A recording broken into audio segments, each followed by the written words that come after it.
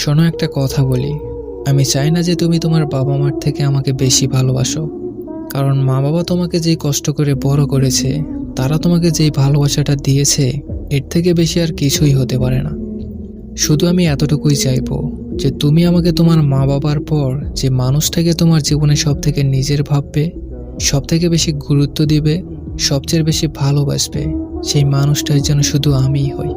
ব্যাস, আমার তাহলেই চলবে।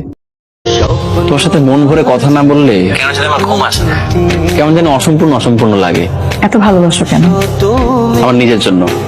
নিজের জন্য? তোমাকে কম ভালোবাসলে কেন জানি মনে হয় তোমাকে ঠকাচ্ছি।